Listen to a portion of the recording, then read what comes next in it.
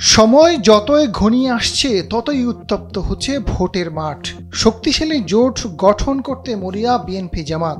সমমনা দলগুলোকে জোটে বাগিয়ে আনতে পর্দার আড়ালে চলছে সমঝোতার আলোচনা, এমন গুঞ্জন ভেসে বেড়াচ্ছে রাজনৈতিক মহলে। বড় দুই দলের প্রধান টার্গেট ছাত্রদের গঠিত জাতীয় নাগরিক পার্টি। বিএনপি নতুন দলটিকে তাদের জোটবদ্ধ করতে না পারলেও জামাত থেকে দূরে রাখতে চায়। তবে প্রত্যাশিত সংখ্যক আসন ছাড় দিয়ে নির্বাচনে সব রকম সহায়তার প্রতিশ্রুতি দিয়েছে জামাত।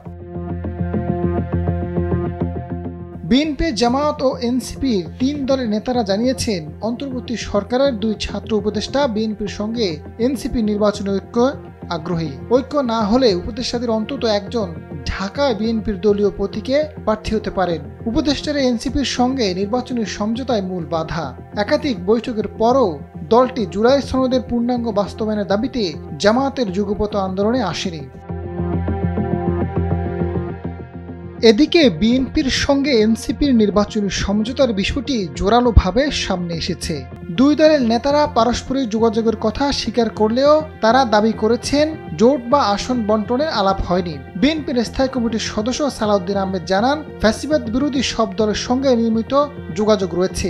এনসিপির সঙ্গেও সংস্কার বিষয়ক আলোচনা রয়েছে, কিন্তু নির্বাচনী সমঝোতার কথা হয়নি। যখন নির্বাচন আসবে তখন এনসিপির সঙ্গে সমঝোতা হতে পারে, আবার নাও হতে পারে। এনসিপি নেতারা জানিয়েছেন, যুগপৎ আন্দোলনে এনসিপিকে যুক্ত করতে গত মাসে নাহিদ ইসলামের বাসায় গিয়েছিলেন জামায়াতের সেক্রেটারি জেনারেল মিয়া গোলাম পরোয়ার। এতে সাড়া দেননি তিনি। উল্টো বিএনপির নেতা সালাউদ্দিন আহমেদের সঙ্গে বৈঠক করেছেন তিনি। এনসিপি 50 থেকে 60 আসন ছাড় পেলে জোটের বিষয়ে ভাববে। বিষয়টি নিয়ে নাহিদের পরিষ্কার কোনো বক্তব্য না পেলেও দলটির সদস্য সচিব আক্তার হোসেন জানিয়েছেন, কোনো দলের সঙ্গে এখনো জোটের সিদ্ধান্ত হয়নি।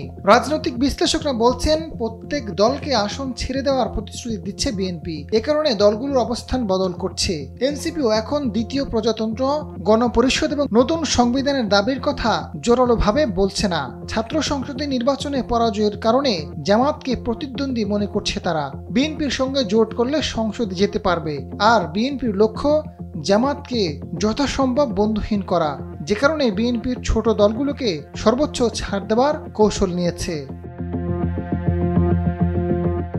আজাদ ফারুক, সময়ের আলো।